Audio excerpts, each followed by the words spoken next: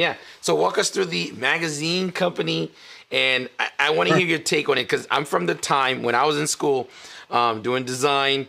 We were doing a lot of, hand design work. Then we went to using like Quark, using computers, doing page layouts. Then that went out. Then we went to PDF, digital files, sending out PDF via email, and then slowly but surely, papers going out. Now we're going towards video media. You're seeing, of course, myself is probably part of that movement, eBiz, and a few others. Just walk us through you being in that business and how your impact is now moving forward, and because you're a guy that's always moving. What I've realized also is that the reason why you're around and you have such a strong name throughout the industry is the fact that you don't get comfortable. It keeps moving. As things are changing, you're changing in order to stay current. So walk us through that and walk us about the magazine. That's really cool. Yeah, thanks, man. It's just touch on what you just said. It's evolving. You know what I mean?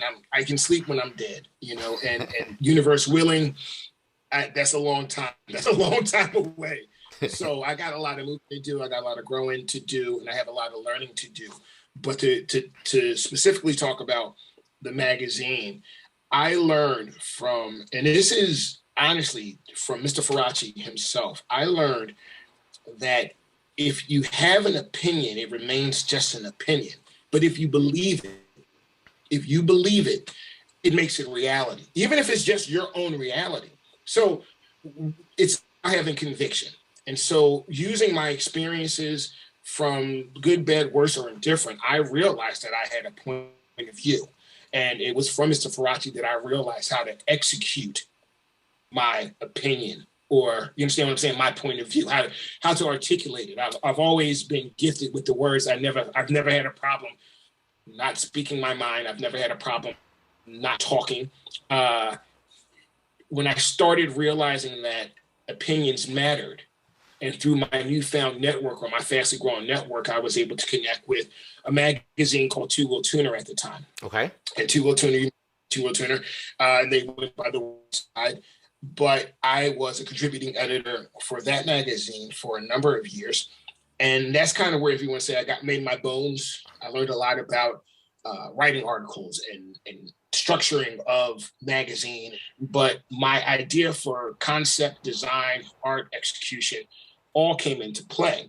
So fast forward, working for Two Wheel Tuner, and then that magazine went by the wayside. But when you work for the company, you realize, they let you know, hey, this is going to be our last issue. So you might want to figure some things out. The last issue, I got that email in May of 2010. I think the last issue came out in June or July. I launched the first issue of Sport Bike Sync magazine in October of the same year, because once I got the note, I was on that high. I was in the industry. I was part of the machine. I had motorcycles.